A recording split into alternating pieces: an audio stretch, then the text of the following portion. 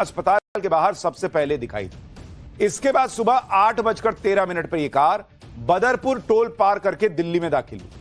सुबह 8:20 पर car Okhla industrial area के पास एक पेट्रोल पंप के करीब में नजर आती है। 3:19 पर कार लाल किला परिसर के पास बनी पार्किंग में दिखती है। लाल किले की पार्किंग में धमाके वाली कार करीब 3 घंटे तक पार्क रही।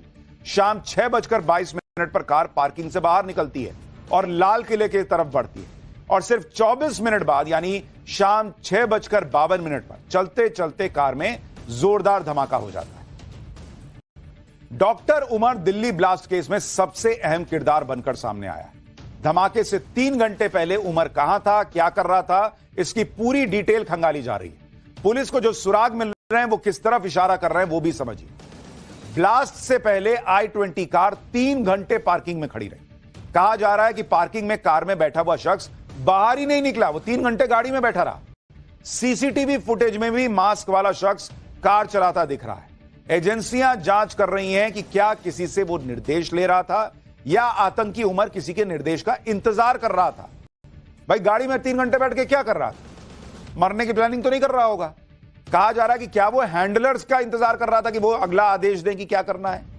उमर को कोई स्लीपर सेल या लॉजिस्टिक सपोर्ट का इंतजार था, इसलिए वो 3 घंटे बैठा रहा पार्किंग में। क्या आतंकी उमर ने 3 घंटे के दौरान किसी से मुलाकात तो नहीं की? यह भी हो सकता है कि आतंकी उमर इलाके की रेकी कर रहा हो या वो पीक आवर का इंतजार कर रहा हो जब धमाके में से ज्यादा नुकसान हो, यह भी हो सकता है।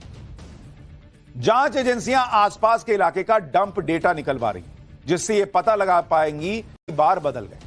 फर्जी आईडी पर कार की ओनरशिप के कई ट्रांसफर हुए। कार की ओनरशिप को बार बार बदलना आतंकी हमलों में इस्तेमाल करने का आम तरीका है। आत्मघाती आतंकवादी कार बम हमलों के लिए यह तरीका अपनाते रहे हैं। धमाके वाली I-20 कार को ही 7 बार खरीदा और बेचा गया। I-20 कार गुरुग्राम में सलमान के नाम पर रजिस्टर्ड थी।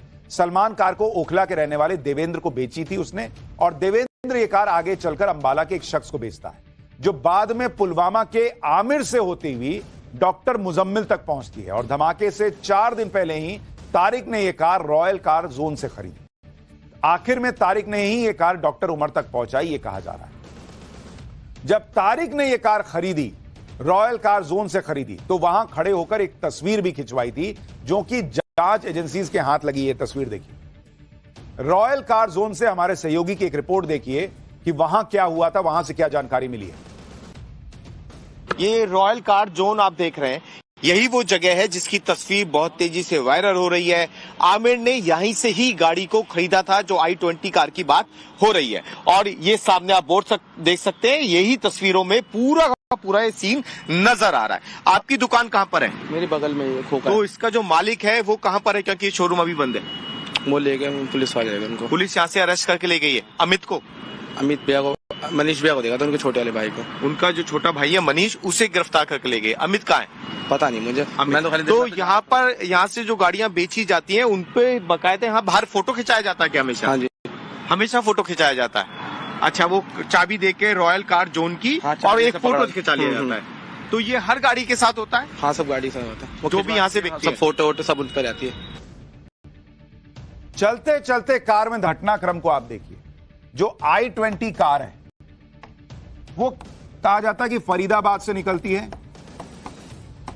और वहां से निकलकर जाती है बदरपुर, और वहां से उसकी एंट्री होती है दिल्ली के अंदर।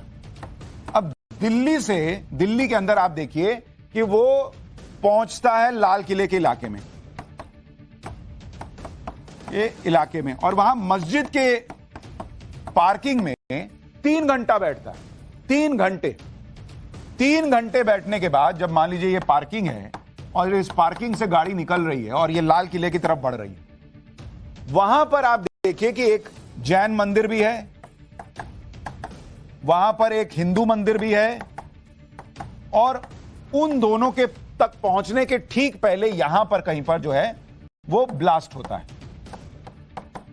अब सवाल यह है कि जो 3 घंटे बैठकर या तो इंतजार कर रहा था कि बॉस मेरे को कुछ आदेश मिले तो मैं आगे बढ़ूं, आदेश मिला नहीं, या मिल गया तो यही था कि भाई आगे जाके ब्लास्ट करो जो भी हो, क्योंकि सारे लोग तो पकड़े जा चुके थे। तो अब इसको लग रहा था कि भाई मुझे तो कुछ तो। जिस कार में ब्लास्ट हुआ उसमें 80 किलो विस्फोटक था।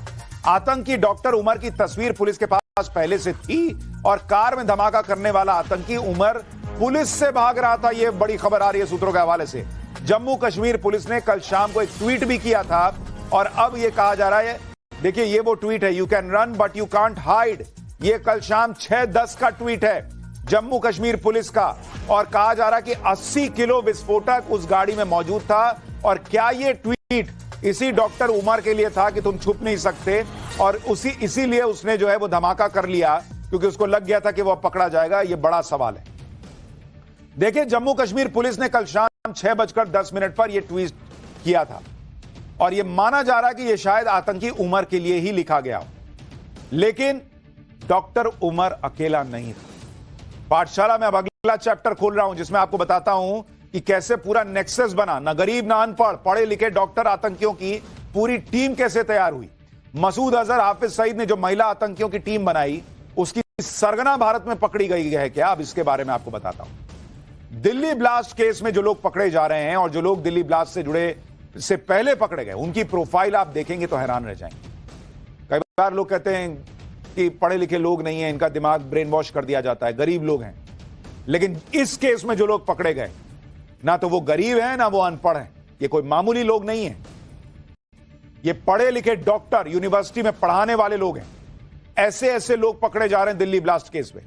एक समय था जब आतंकी संगठन धमाकों के लिए, अटैक के लिए गरीब कम पढ़े लिखे युवाओं का ब्रेन वॉश करते थे। जैसे आपको याद होगा ये कसाब, अजमल कसाब अनपढ़ था और गरीब परिवार से था, उसका परिवार ठेला लगाकर पेट पालता था। कहा जाता है कि कसाब के पिता ने सिर्फ 15,000 रुपए के लिए उसे आतंकी संगठन लश्कर तैयबा को सौंप दिया था। लेकिन अब आतंक का नया मॉड्यूल आ गया, ये व्हाइट कॉलर टेररिज्म है बॉस, अर्बन टेररिस्ट आप इनको कह सकते हैं, जो बड़े बड़े शहरों में बड़े बड़े पदों पर बैठे हैं। दिल्ली ब्लास्ट के बाद इस व्हाइट कॉलर टेरर मॉड्यूल के तार एक दूसरे से जुड़ते दिख रहे हैं। हैरानी की बात यह है कि ये लोग पढ़े लिखे समाज से सम्मानित पेशे से जुड़े हुए लोग हैं।